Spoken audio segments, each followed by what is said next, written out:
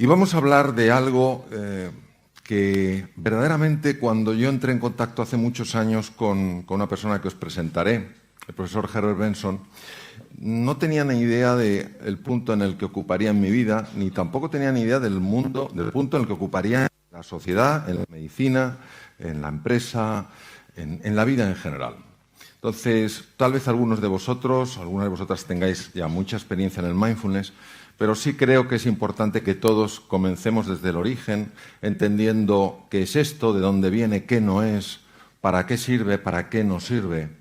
Y de alguna manera recorramos ese puente fascinante, precioso, entre la tradición y la ciencia, porque tiene un enorme elemento de tradición. Hay que honrar a aquellas personas, verdaderos científicos de la mente, que se atrevieron a profundizar en entresijos, en rincones, que para muchas personas no es que fueran complicados, es que eran inexistentes. Pero también hay que honrar a personas, que algunos de ellos maestros míos, que se atrevieron hace muchos años a explorar un campo que desde la medicina y desde la psicología era visto como un poco raro, como un poco extraño, esotérico, más relacionado con algo de corte budista que con algo que en realidad no abraza por igual a personas creyentes, no creyentes, porque tiene una connotación diferente a lo que es el mundo religioso. Es una connotación que tiene mucho que ver con el ser humano en su dimensión más profunda.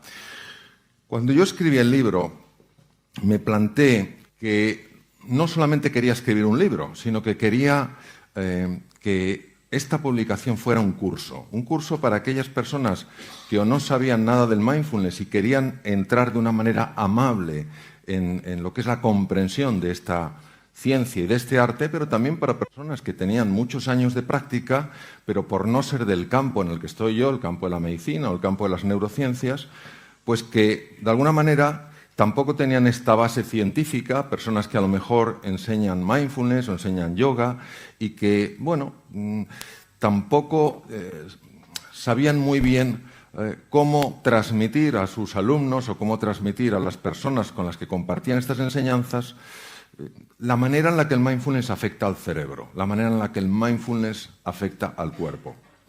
Tener en cuenta que nuestro concepto sobre el cerebro humano ha cambiado radicalmente. Hoy en día sabemos cosas que son verdaderamente sorprendentes. A mí me hace gracia porque a veces me dicen, a ver, Mario, ¿es verdad que usamos el 1% del cerebro? Digo, nadie sabe cuál es el 100% del cerebro, ¿cómo vas a saber lo que es el 1% del cerebro? El cerebro es un órgano extraordinario, no es más extraordinario que el resto del cuerpo, pero sí sabemos, por ejemplo, gracias a algunas tecnologías que os comentaré, que todo lo que es el mindfulness tiene un impacto directo y muy marcado en ciertas estructuras del cerebro. Entonces, como es un curso, al final puse una serie de grabaciones, que hice un estudio muy especial para que haya lo que es un silencio absoluto entre los espacios de voz, porque de alguna manera el mindfulness lo que te invita es a un espacio de sosiego, a un espacio de calma, cuando todos nosotros pues da la sensación que vamos demasiado deprisa y de alguna manera lo sabemos, pero nos parece que pararnos a encontrar ese respiro, ese espacio de tranquilidad, parece que eso es una pérdida de tiempo. Eso es como si un leñador, en la época en la que se utilizaban hachas en lugar de sierras eléctricas, un leñador considerase que ese tiempo que se para afilar su hacha es una pérdida de tiempo. No cabe duda que si no afila su hacha, con el tiempo necesitará más tiempo para cortar el mismo número de árboles, pues porque su hacha no tiene filo. Nuestra sociedad, la sociedad de las prisas, no acaba de entender la enorme importancia que tienen estos espacios de recuperación. Nuestra sociedad no acaba de entender que el ser humano necesita efectivamente momentos de sprint para hacer frente a las dificultades, a los desafíos, a las complejidades, pero necesita también espacios de sosiego. Y cuando esos espacios no están, toda la persona sufre. Y sufre su entorno porque somos más irritables, somos más huidizos, estamos más tensos. Por eso puse unas grabaciones, hay 4 grabaciones de distintos momentos, uno de ellos lo aprendí directamente de mi maestro, el Dr. Herbert Benson, y el resto lo he aprendido de otros maestros, normalmente personas que han pasado muchísimo tiempo en el Oriente y que están basadas en las metodologías fundamentales que se utilizan en el mindfulness. Entonces, traigo a Alejandro Magno, allí no lo veo, bueno, Yo os lo describiré. Está a la cabeza Alejandro Magno, ¿vale? Alejandro Magno fue una persona muy sorprendente. Claro, no sabemos si lo que yo os voy a contar es historia o leyenda, pero en cualquier caso viene bastante a colación. En este mapa que veis del mundo antiguo, Alejandro Magno, después de unificar todas las ciudades griegas, empieza a invadir más y más territorio. Conquista toda Asia Menor y llega un momento en el que va a ir más allá de Asia Menor. Y uno de los generales le para y le dice: Alejandro, no podemos seguir. Y Alejandro Magno pregunta: ¿por qué, general? ¿Por qué no podemos seguir? Y el general le responde: porque aquí se acaban los mapas. Es impresionante, ¿eh? Aquí se acaban los mapas. Y la contestación de Alejandro Magno, que sí pega bastante con lo que parece que históricamente fue, la contestación de Alejandro fue la siguiente: general, los ejércitos mediocres se quedan dentro de los mapas. Los grandes ejércitos exploran lo que hay fuera de ellos. Lo que estaba más allá de Asia Menor es la India. La India no existía en ninguno de los mapas que manejaban en Occidente. Esto ha pasado muchísimo con el mindfulness. El mindfulness desafía por completo nuestra mente racional y por eso algunos de mis maestros, cuando decidieron investigar esto, fueron ridiculizados por sus colegas pensando que era estúpido lo que hacían, que era absurdo asomarse a un sitio donde no había mapa. Pero fueron estos pioneros los que por atreverse descubrieron un nuevo mundo y lo compartieron con nosotros, y gracias a estas personas hoy podemos entender que el mundo no se acaba donde nuestros viejos mapas. Pues lo que vamos a explorar hoy juntos es lo que hay más allá de ese mapa. ¿Qué es lo que hay más allá de nuestra forma tradicional de pensar? ¿Qué es lo que hay más allá de esa imagen que vemos reflejada en el espejo? Mirad, cuando yo tenía 17 años, tuve la increíble fortuna de comprarme un libro escrito por un gran médico. Yo no le conocía, luego fue profesor mío en los cursos de doctorado en la Universidad Autónoma de Madrid, donde hice los cursos de doctorado, después de acabar la carrera de medicina. Y este hombre, el profesor Pedro Laín Entralgo, escribió un libro sobre historia de la medicina que se llamaba La relación médico-enfermo. Fue el primer libro de medicina que leí en mi vida. Tenía 17 años, hoy tengo 62. Y en aquel libro describían que los médicos griegos de la escuela del famosísimo Hipócrates, tal vez os suene el juramento hipocrático, habían hecho un descubrimiento sensacional. Habían descubierto que a través de palabras, que a través de la comunicación, podían curar enfermedades. Esto es verdaderamente rompedor, porque una enfermedad es algo tremendamente físico y no entendemos cómo las palabras, que son cosas etéreas, intangibles, cómo es posible que tengan ese impacto. Bueno, lo que ellos descubrieron fue tremendo. Descubrieron la importancia de la cercanía, la importancia de la escucha, la importancia de la pregunta abierta, de la pregunta con deseo profundo de conocer y de comprender, y cómo esto repercutía en el cuerpo. Esto hace 2500 años en la Grecia de Hipócrates, creador de la escuela de medicina de Epidauro.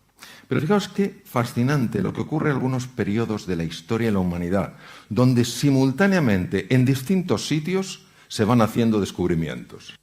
Hipócrates y su escuela de medicina griega descubren que se puede curar a través de las palabras y que esto sucede, en su opinión, porque hay algo dentro de las personas enfermas en este caso, que cuando se activa tiene un poder transformador brutal. Ellos saben que no todos los médicos son capaces de producir este impacto en los enfermos, pero los médicos que a través de la comunicación consiguen generar esta sacudida interior en sus enfermos, consiguen que una fuerza desconocida hasta el momento y que está dentro de sus enfermos se ponga a actuar. Como no es un conocimiento científico, no es algo que la ciencia de la época pueda de alguna manera estudiar o mostrar, le llaman el arte médico. el arte de curar a través de las palabras. Pues hace 2500 años, en esto, lo que queda de esta ciudad, Kapilavatthu, en la India, en el norte de la India, prácticamente en la frontera con el Nepal, nace un niño. Ese niño es hijo de unos reyes, los reyes de Sakya. Y este niño, de alguna manera, tiene algo especial. Es un niño que es el príncipe Gautama Siddhartha, y el príncipe Gautama Siddhartha vive muy tranquilo en su palacio. No es fácil que vea el dolor de otros seres humanos, no es fácil que vea la vejez, no es fácil que vea el deterioro, pero en una ocasión experimenta algo que le impacta mucho. Ve una persona muerta, ve una persona enferma, ve una persona muy anciana.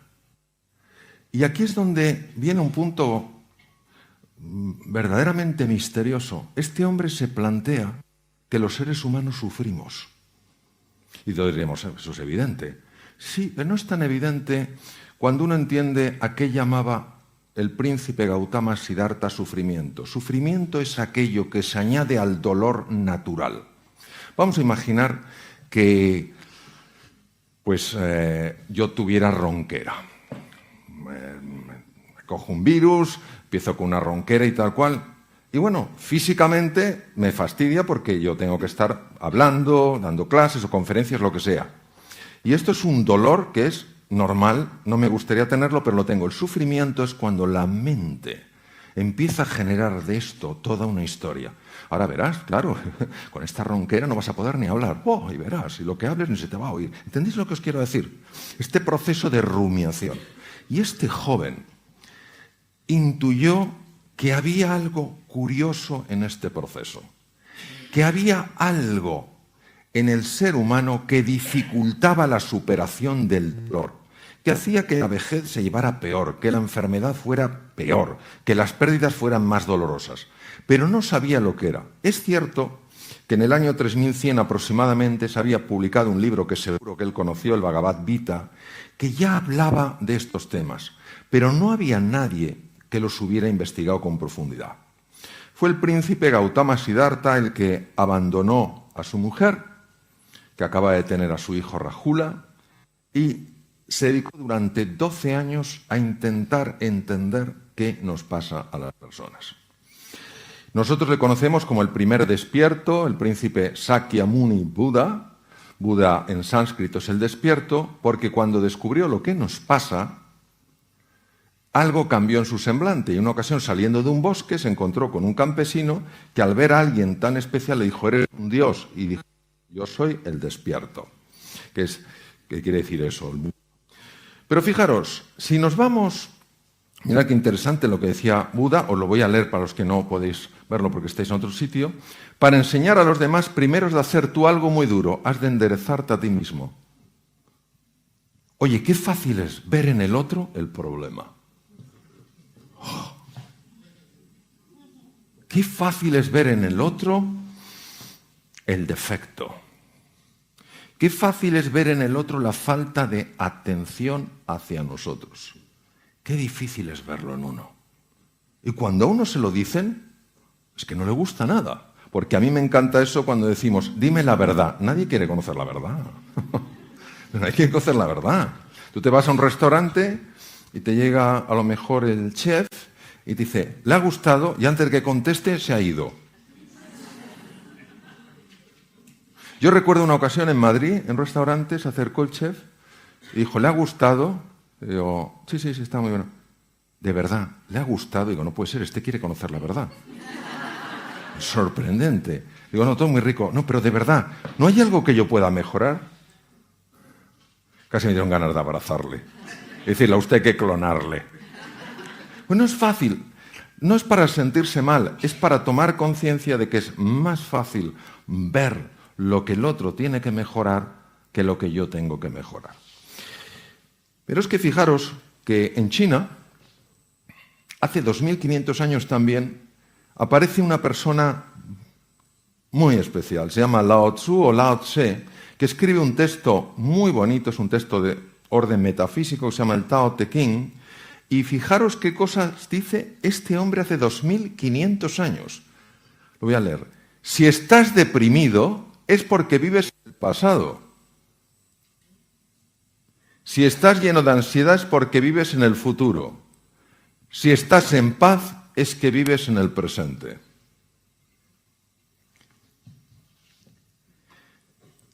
Cuando uno va para atrás, ¿nos da la sensación de que casi siempre es para lamentarse por algo que hizo o dejó de hacer? Y cuando se va al futuro, ¿nos da la sensación de que es para llenarse de ansiedad ante lo que podría pasar? Es increíble. ¿Qué engaño más sutil de nuestra mente? Si no vamos para atrás para aprender. Mentira. ¿Te quiere llevar para atrás para que te sientas culpable o avergonzado? Bueno, vamos al futuro que hay que anticipar. Mentira. ¿Te quiere llevar al futuro para que te preocupes y empieces a sufrir por cosas que todavía no sabes ni siquiera si van a suceder? El gran René Descartes, filósofo padre de la filosofía racionalista en el siglo XVII, un hombre que no valoraba demasiado las emociones, a punto de morir escribió una carta donde ponía: mi vida estuvo llena de desgracias, la mayor parte de las cuales jamás sucedieron. Es claro, ¿nos cuesta tanto estar en el aquí y en el ahora? La sensación de que este es un sitio raro es tan apremiante que con facilidad nos vamos para atrás o nos vamos para adelante. Bueno, el mindfulness, y sobre todo en este caso Lao Tzu, lo que nos decía es: en el presente está la solución. Y nosotros tenemos que entender por qué. Porque esto de está en el presente, se oye mucho. ¿Pero qué quiere decir? ¿Qué significa realmente? La historia de Einstein, a mí Einstein me apasiona. Einstein es muy conocido, obviamente, como físico, pero Einstein fue un profundísimo metafísico. Entonces, claro, tener en cuenta que nosotros somos hijos de una serie de maestros, somos hijos filosóficamente, somos hijos de Descartes, y somos hijos de Newton desde el punto de vista de la física newtoniana. Y de repente aparecen una serie de personas, Einstein fue uno de los primeros, que te habla de un orden distinto de la realidad, de que hay algo más allá del mapa que se utilizaba en la física. Hoy sabemos que la física subatómica, la física teórica, la física de las partículas, muestra que hay un comportamiento radicalmente distinto de esas partículas al comportamiento de las piezas de una máquina, de las estructuras más grandes. No es que la física newtoniana desaparezca, es que la física teórica amplía. No es que el mindfulness diga lo anterior no sirve, es que amplía. No es que se diga el mapa previo no sirve, es que se amplía el mapa. Se dice hay más cosas que no estaban o que no están en el mapa. Esto se llama un cambio de paradigma. La palabra paradigma viene del griego y quiere decir forma de ver. De alguna manera, a lo que el mindfulness invita es ampliar tu forma de ver. No dice que tu forma de ver anterior no sea correcta, dice que es limitada y que si quieres ver más opciones en tu vida, es bueno que explores lo que hay, o es deseable que explores lo que hay más allá del mapa. Este fue mi primer maestro. Yo estaba de cirujano en Boston y él estaba de cardiólogo en el hospital de enfrente. Me formé con él, me interesé por su vida y le tengo una gran admiración. El doctor Herbert Benson, cardiólogo de la Universidad de Harvard y profesor titular de cardiología del Hospital Deaconess, que son los hospitales de la Universidad de Harvard, era un hombre muy preocupado con la hipertensión arterial. Vosotros sabéis que la hipertensión arterial es una cosa muy común y que la persona que lo padece, si sabe que lo padece, si tiene un poco de cuidado con la sal, si hace un poco de ejercicio, no tiene sobrepeso, etcétera, y con medicación va bien. Pero claro, el doctor Benson se dio cuenta de que muchos de sus enfermos había momentos en los que se ponían nerviosos, se ponían más tensos. ¿Quién no se pondría más tenso en un problema de circulación o lo que sea? Tenían subidas de la tensión arterial que eran peligrosas. Y entonces él decía, ¿será posible encontrar una forma para reducir la tensión arterial a cifras normales sin tener que usar cantidades masivas de medicación que tienen efectos secundarios? La medicina decía que eso era imposible. Se sabía obviamente que cuando una persona está tensa, está estresada, activa una parte del sistema nervioso que se llama sistema nervioso simpático. Un sistema nervioso que lo que hace es ponerte en situación de alarma.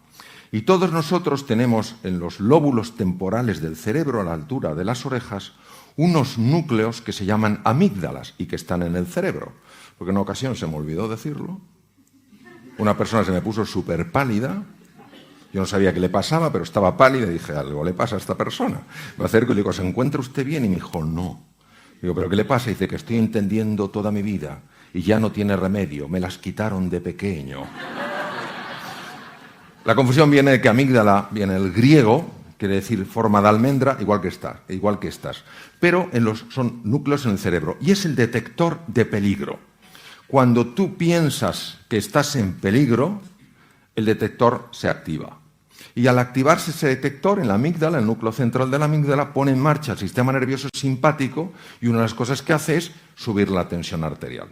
Entonces, claro, Benson dijo, si hubiera alguna forma de reducir la actividad del sistema nervioso simpático, si consiguiéramos que este sistema no se activara de forma tan habitual, mis enfermos estarían mejor. Pero la medicina decía que era imposible. Ahora bien,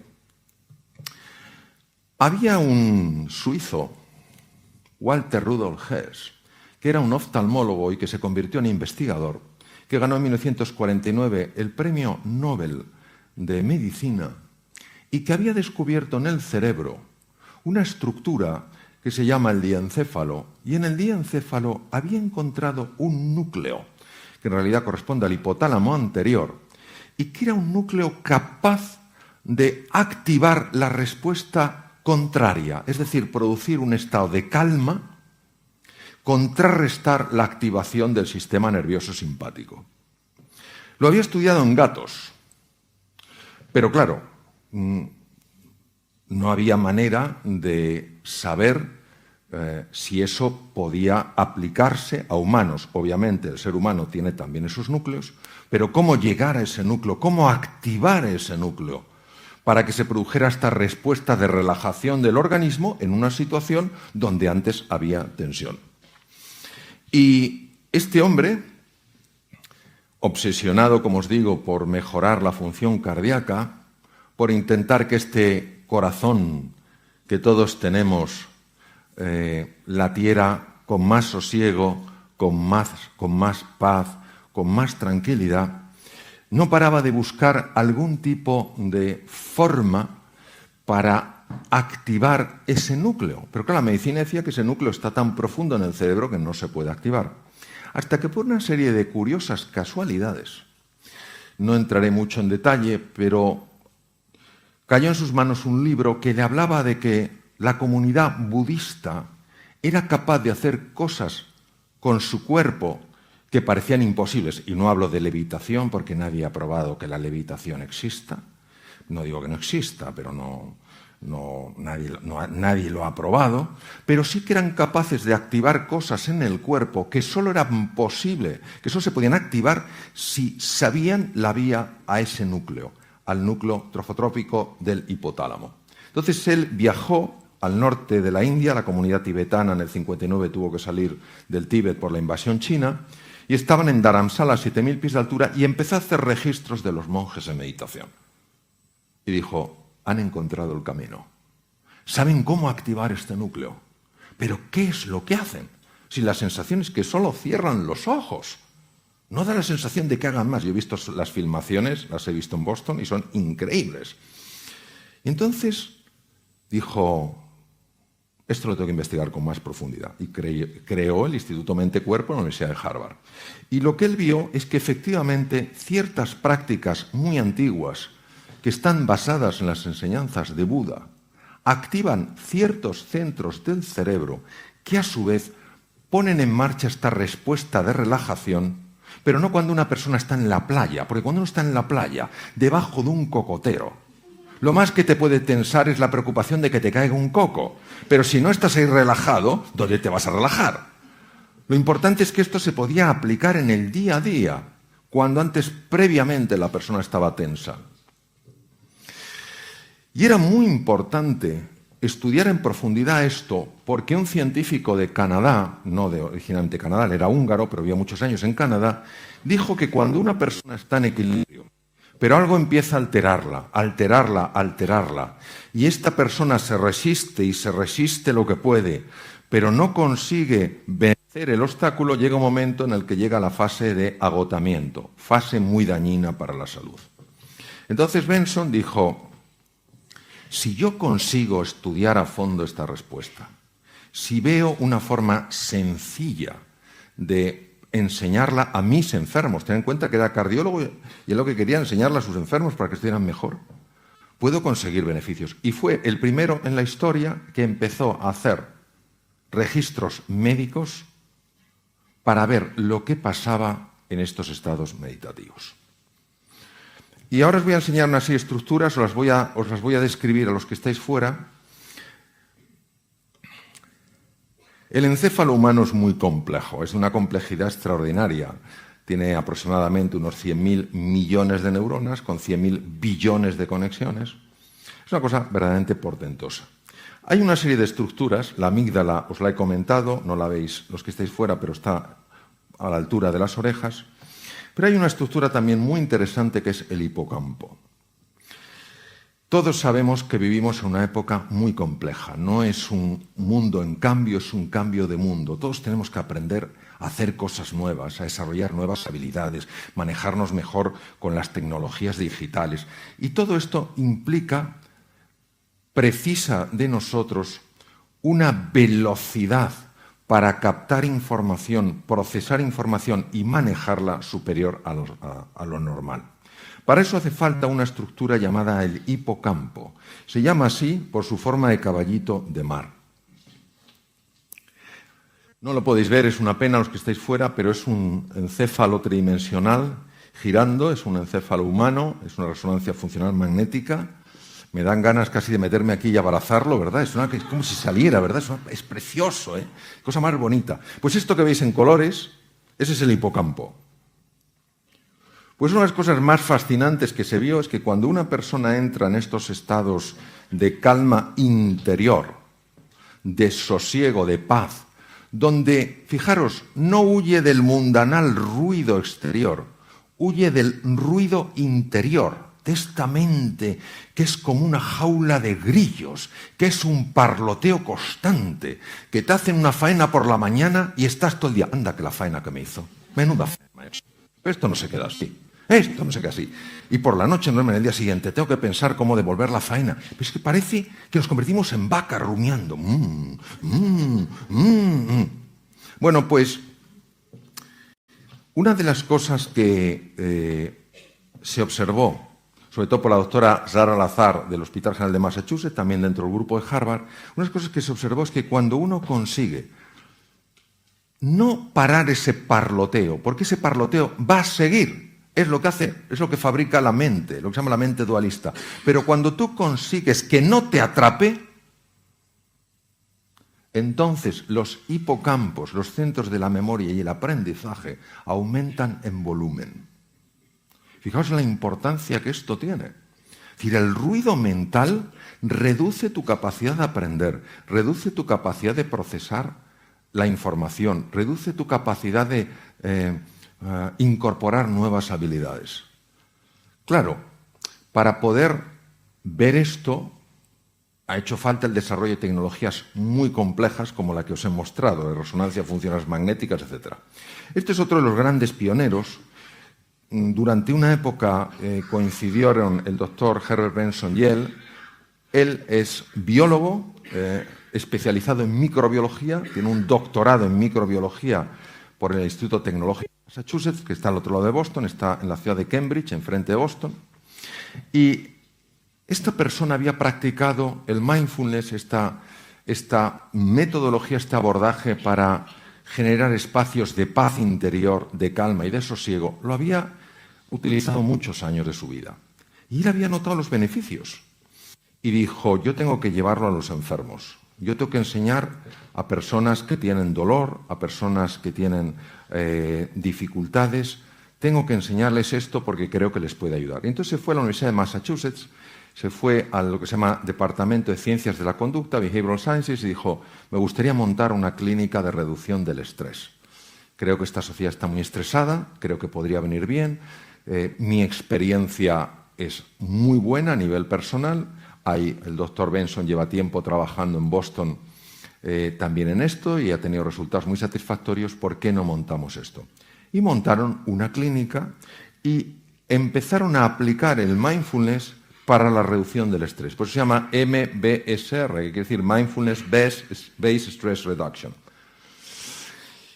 ¿En qué consiste el tema? Consiste en una cosa muy sencilla. Fijaros, aquí he utilizado otros colores, pero voy a usar unos colores que se ve tal vez mejor.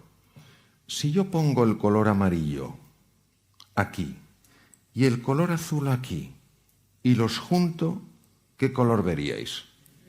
Verde. ¿Verdad que en el verde no distinguís el amarillo y el azul? Pero ¿a que sabéis que está el amarillo y el azul? Pues lo que se llama colapso de onda, esto procede de la física cuántica. El dolor es consustancial con la vida humana. Pierdes un ser querido, ¿cómo no te va a doler? Te roban el coche, ¿cómo no te va a doler? A mí me lo robaron 2 veces y aquello dolió. Pierdes el trabajo, ¿cómo no te va a doler? Cuando hay gente que se acerca y dice, hombre, no es para tanto, que te pase a ti. No es para tanto. Oye, ¿qué te pasa a ti? Pero entonces digamos que eso puede ser el color amarillo, pero se añade una cosa que es el color azul, que es el parloteo mental, y que no nos damos cuenta de que se está añadiendo porque ocurre por debajo de la conciencia. Y de repente has perdido el trabajo y ya no vales nada. Has perdido un ser querido y ya tu vida no tiene sentido. Te han robado el coche y ya la gente es mala. ¿Entendéis lo que os quiero decir? Como ocurre por debajo de la conciencia, uno no lo entiende, no sabe lo que le está pasando. Lo que hace el mindfulness es separar la onda. El dolor tiene que estar, es parte de nuestra naturaleza, pero el sufrimiento es una creación de la mente humana. Este es otro de mis maestros, el profesor Judson Brewer. Él trabaja en la Universidad de Massachusetts, es una persona maravillosa, además un extraordinario, toca maravillosamente el violín. Y ha descubierto algo sumamente interesante con la práctica del mindfulness. Esto lo he sacado del libro, lo voy a describir. ¿Quién de vosotras no ha tenido la siguiente experiencia? Va en su coche y de repente llega donde tenía que llegar, pero no sabe cómo ha llegado. ¿Me entendéis? Va en piloto automático. Pensando tal cual. Pero ¿verdad que es una cosa llamativa? Como si alguien te estuviera conduciendo el coche. Hubo una serie de investigadores que descubrieron que hay un circuito, que es el circuito DFN, la red neuronal por defecto, Default Network, que se encarga de actuar como piloto automático. Pero este circuito tiene un problema. El problema es que cuando estás en piloto automático, primero, la posibilidad de tener un accidente se multiplica muchísimo. Y segundo, que este piloto automático es lo que se llama the wandering mind, la mente que divaga, y que es la fuente de la infelicidad. Estar en piloto automático. Estar en piloto automático. ¿Cuándo uno está en piloto automático? Uno está en piloto automático cuando en una conversación dejas la cara puesta y te llevas la olla a Camboya. La cara la dejas, estás en piloto automático. Entonces la persona ve que tú la miras, pero sabe que no estás ahí. No sabe dónde estás, pero sabe que ahí no estás. ¿Entendéis lo que os quiero decir? Entonces, eso que se llama the wandering mind, dice, the wandering mind is an unhappy mind. La mente que divaga es una mente no feliz. No podemos entrar en la construcción del yo porque nos llevaría mucho tiempo, pero es interesante que sepáis que la práctica del mindfulness interfiere directamente en este circuito. Interfiere en este circuito. Por ejemplo, nosotros comemos automáticamente. Nosotros no comemos con el cuerpo, comemos con la mente.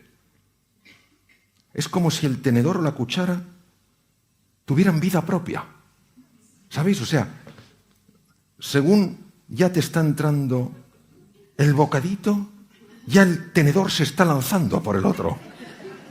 Y luego, cuando uno ha comido, dices, me he pasado. Sí, pero es que nos pasamos una y otra vez, porque vamos en piloto automático. Bien. Estas son las razones, por cierto, de la obesidad y además incrementa la ansiedad.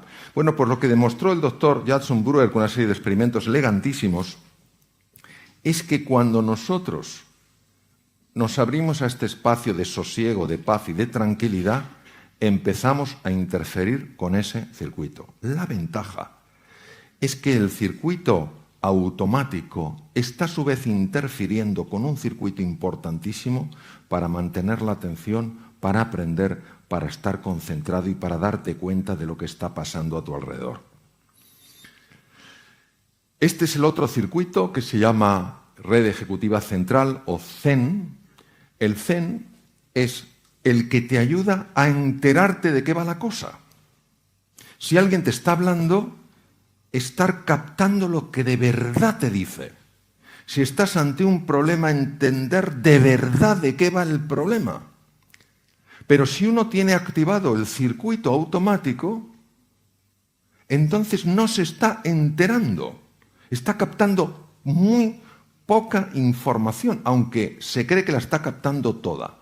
Pues uno de los grandes hallazgos de Judson Brewer ha sido que la práctica del mindfulness, la de estos espacios de silencio, de paz y de tranquilidad, no solo interfieren en el circuito automático, en la red por defecto, sino que potencian el otro sistema. ¿Esto cómo se ve? Esto se utiliza fundamentalmente electroencefalografía muy precisa, se utilizan técnicas de resonancia funcional magnética que permite de alguna manera ver la mayor o menor actividad de esas zonas.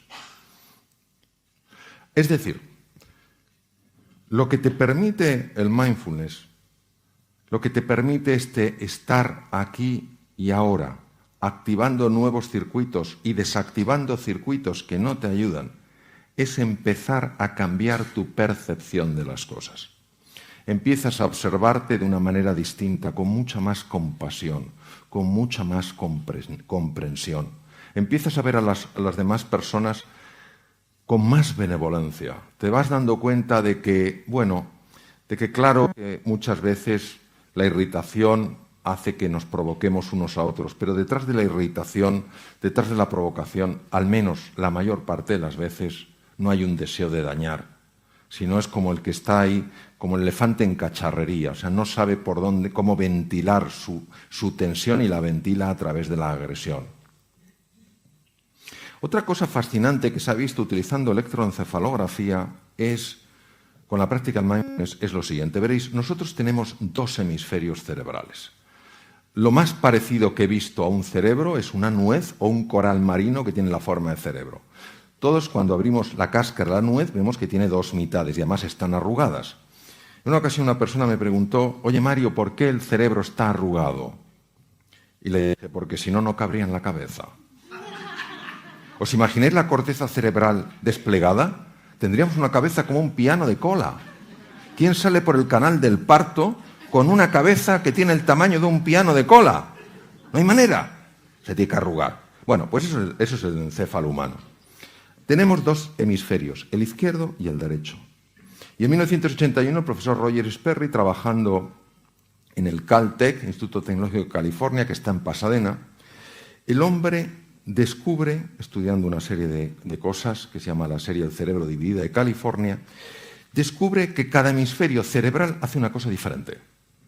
Por ejemplo, yo el brazo derecho lo puedo mover gracias al hemisferio cerebral izquierdo. Por eso cuando una persona tiene una hemorragia en el lado izquierdo del cerebro, veréis que la dificultad la tiene en el lado derecho. Y si la ha tenido en el lado derecho la hemorragia, la dificultad la tiene en el lado izquierdo. Esto se sabía desde hace mucho tiempo. Lo que Sperry demostró es que cada hemisferio cerebral tiene su propia mente. Y cada mente hace una cosa diferente. Por ejemplo, para analizar, para organizar, para sumar, para restar, para hablar, para comunicar, necesitamos el hemisferio izquierdo. Pero para conectar, para tomar perspectiva, para imaginar, para relacionarnos con la incertidumbre y lo desconocido, necesitamos el hemisferio derecho. Los dos hemisferios están hechos para colaborar, igual que el hombre y la mujer, para mutuamente hacerse más grandes. El problema es que cuando una persona está bajo estrés, los dos hemisferios no hablan o hablan muy poco. Claro, ya os podéis imaginar el impacto de esto. La persona que tiende a ser analítica, bajo estrés se vuelve aún más analítica, más rígida en su análisis, más rígida en su estructura. La persona que es de corte más imaginativo, cuando está bajo estrés, se convierte como en un globo de helio, flota. Flota, y el del hemisferio izquierdo dice, aterriza, dice, ¿para qué? Si desde aquí se ve todo mejor. Entonces, ¿qué ocurre? Que la práctica del mindfulness lo que hace es sincronizar los dos hemisferios. Cuando el doctor Benson, mi primer maestro, empezó con sus enfermos a enseñarles lo que se llama la técnica de relajación, que es una técnica de mindfulness, lo que buscaba, como os he comentado, era la mejora de la salud. Pero conforme pasaron los años, sus propios enfermos que le seguían viendo, aunque estaban mucho mejor, le decían, doctor Benson, le voy a decir algo curioso, me he vuelto más creativo. Y claro, Benson de entrada, como no le interesaba, dice, pues estupendo, enhorabuena. Pero cuando se lo empezaron a decir más y más, ya prestó atención. Dijo, ¿y esto a qué se debe? Entonces empezó a estudiar cómo la respuesta a relajación afecta al proceso creativo. ¿Por qué sabemos que esto es así? Porque cuando se utiliza electroencefalografía de alta precisión, se ve que una persona muy estresada tiene un ritmo de ondas, sobre todo en el hemisferio izquierdo, muy rápido, que se llama alto beta, es el cerebro agitado. Y el hemisferio derecho tiene ondas tipo alfa. Pero cuando una persona encuentra ese espacio de calma y de sosiego, el alto beta empieza a hacerse más lento y las ondas alfa empiezan a extenderse. Y grupos más grandes de neuronas de los dos lados de los hemisferios cerebrales, o sea, de los dos hemisferios cerebrales, empiezan a dialogar entre sí. Y por eso empezaban las personas a decir que eran más creativas, que estaban viendo las cosas con más amplitud.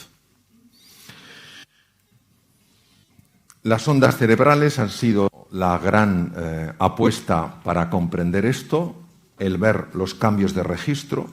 Y para que os hagáis una idea, hay fundamentalmente tres tipos de ondas, aparte de las beta, están las alfa, las teta y las delta.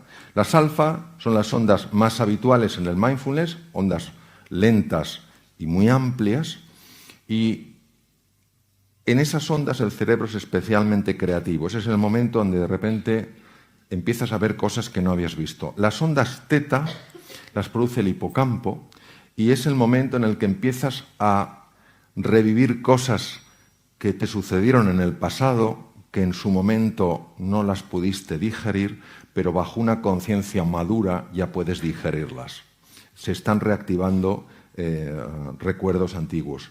Las ondas delta son muy difíciles de captar porque se confunden con las ondas que produce la musculatura del cuello, pero algunas personas muy expertas son capaces de producirlas y están asociadas sobre todo con gran capacidad sanadora dentro del organismo.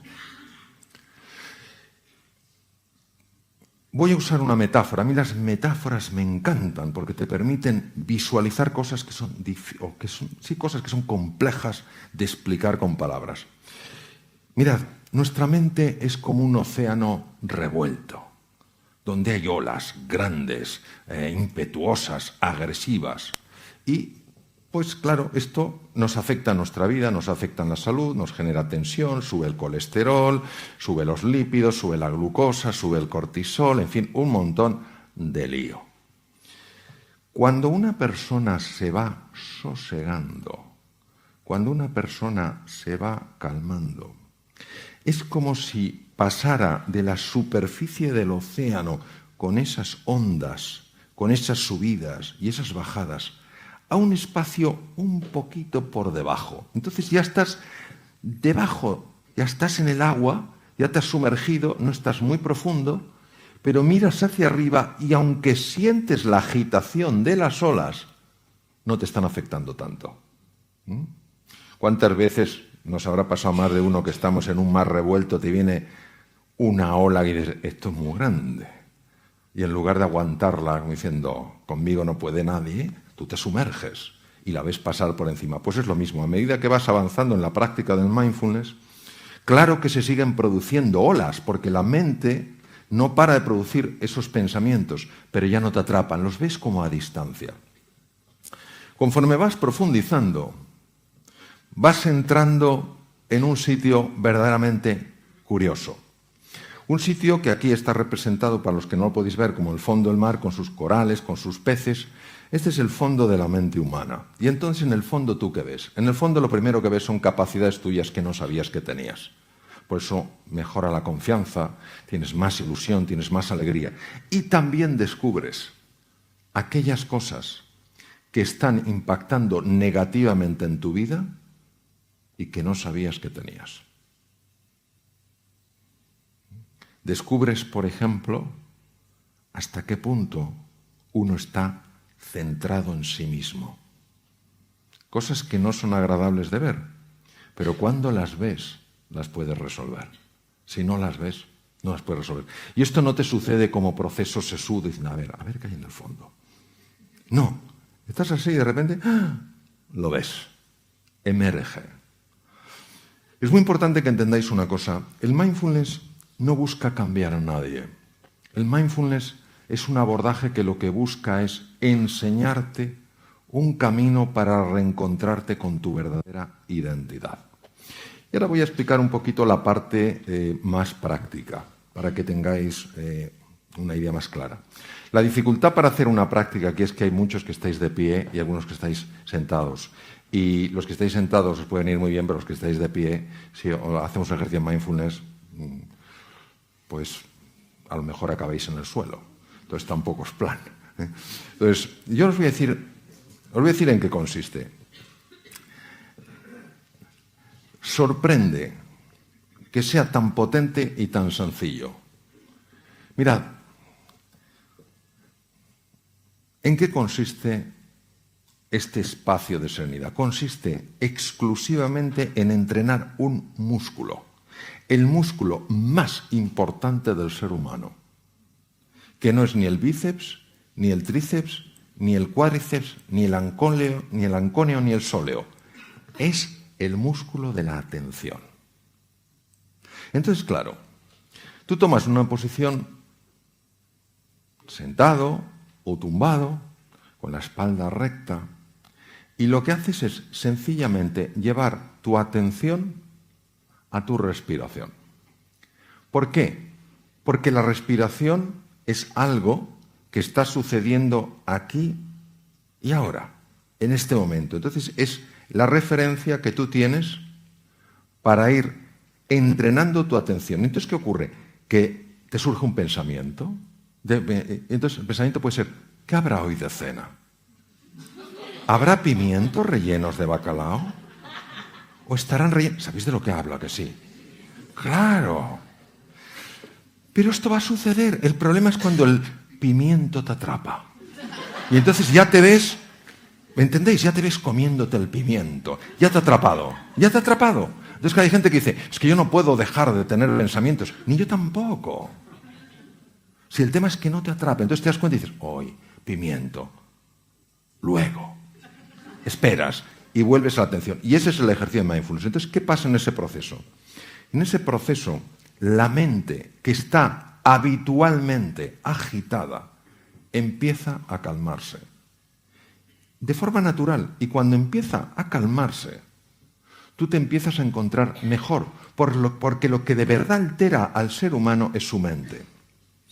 Yo os voy a contar un ejemplo para que veáis hasta qué punto esto es así. Tal vez alguno me lo ha escuchado, tú me lo has oído, Andrés. El caso de una enferma que yo tuve que se llamaba Margarita. Lo conocéis, ¿no? Fijaos lo que le pasaba a Margarita. O sea, Margarita, un dolor de estómago horribles la pobre. Y toda la culpa era de su jefe. Cuando ella empezó a trabajar su interior, su tubo digestivo se mejoró, se quitó el dolor de estómago, su jefe era mejor persona, etcétera, etcétera. No nos damos cuenta hasta qué punto nosotros estamos generando esa agitación. Como no lo vemos, necesitamos algo que a nivel inconsciente esté funcionando, esté resolviendo, esté sosegando, esté tranquilizando. Entonces, La mente plenamente presente, que es lo que significa mindfulness, que tiene unos ejercicios, lo único que hace es irte entrenando en eso. Es decir, irte entrenando para que tú seas el dueño, la dueña de tu atención, en un mundo que está permanentemente distraído, donde pensamos que la multitarea es lo normal. La multitarea es profundamente anormal. No hay un solo estudio científico que demuestre que el ser humano está hecho para la multitarea. Otra cosa es que vivamos así. Entonces se fractura la atención. Conforme tú vas ganando espacio, teniendo esos 5 minutos, 10 minutos, a lo mejor por la mañana, donde dices, me voy a sentar con tranquilidad, me voy a poner una alarma suave, no te pongas el típico de martillos alemanes, de la alarma que te levantas y parece que te ha dado un yuyu. Te pones una música suave a los 10 minutos para olvidarte del reloj, y dices, vamos a ver esto. Y entonces sencillamente, sentadito o tumbado, empiezas a notar la respiración. Y entonces te aparece el pensamiento, ¿qué habrá de desayuno? ¿O qué desayunaré hoy? Y tú no te enfadas. No. Tú haces como si tuvieras una mascota. No le arrancas el cuello cuando está aprendiendo. Tú la traes con firmeza y amabilidad y vuelves aquí. Y sigues en tu atención y se te vuelve a ir. Pero tú, con la misma paz y firmeza, lo vuelves a traer. Y te vas entrenando en eso. Y entonces, lo que va pasando con el tiempo es que la mente se apacigua, tu reactividad se reduce. Y empieza a haber un espacio para la respuesta. Somos criaturas muy reactivas. ¿Qué tal estás? ¿Por qué? No, yo solo te preguntaba, ¿qué tal estás? ¿No? Entonces, esa reactividad que es un fruto directo de la mente que rumia, de la mente que agita, esa reactividad se va reduciendo. Empiezas a tener más vitalidad, empiezas a tener más tranquilidad, empiezas a tener más energía, empiezas a tener más compasión. Entonces, lo que descubrieron estos científicos de la mente, sencillamente es que se puede vivir de otra manera. Pero tenemos que entender que nuestro problema no es la falta de tiempo. Yo sé que todos pensamos que el problema es la falta de tiempo. No es verdad. Comentaba esta mañana en un programa de televisión que un amigo mío austriaco se encontró en una casa de un bisabuelo suyo un periódico de comienzo del siglo XX. Agarraros a la silla. Sucesos, ciudad de Viena. Un tranvía atropella y mata a un anciano de 40 años. A comienzos del siglo XX la expectativa de vida era entre 35 y 40 años. Aunque viviéramos 500 años nos quejaríamos de falta de tiempo.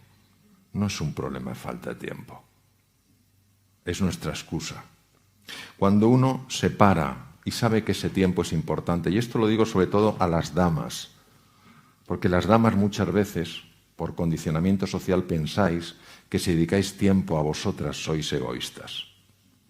Y parece que tenéis que vivir solo en la entrega a los demás, y yo creo que es fundamental que os cuidéis a vosotras. ¿Eh? Sí. Qué bueno. Claro. No creo que los hombres aquí protestaran. Espero que no. Pero es que es verdad, os da la sensación de no. Es que si me ocupo de mí, claro que te tienes que ocupar de ti. Nadie que no se cuide puede, de una forma prolongada, cuidar de otras personas. Entonces, lo que yo sí os quisiera es invitar al menos a que buceéis en esto. Los que lo practicáis sabéis que funciona. Esto no es un tema de creerse, es un tema de probarlo, de verificar por ti mismo que estás mejor. Algunos hospitales más prestigiosos del mundo ya lo tienen absolutamente incorporado. Yo trabajo en un instituto en Silicon Valley y tienen incorporados montones de empresas esta metodología. Es decir, es algo que lo que te ayuda es a vivir de otra manera, a saberte manejar en medio de la tempestad con un componente de paz, con un componente de serenidad, con un componente de alegría y con un componente de entusiasmo, que si nos dejamos llevar por ese piloto automático con el que todo el día vamos con la lengua afuera, eso es muy difícil de experimentar. Entonces, yo sencillamente os animo mucho a que, lo practiquéis, exploréis, busquéis. Ya, una preciosa música que nos llama la atención como diciendo, sí, sí, aquí hay una llamada del más allá diciendo prueba, prueba.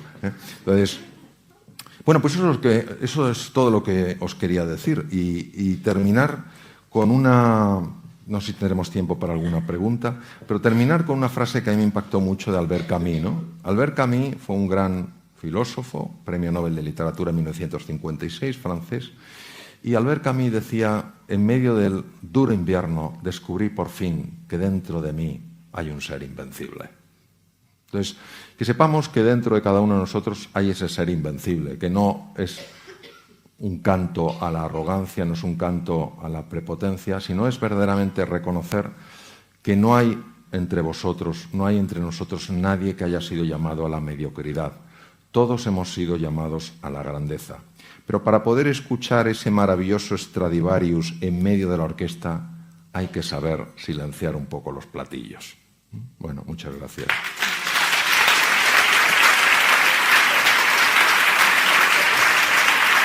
Gracias.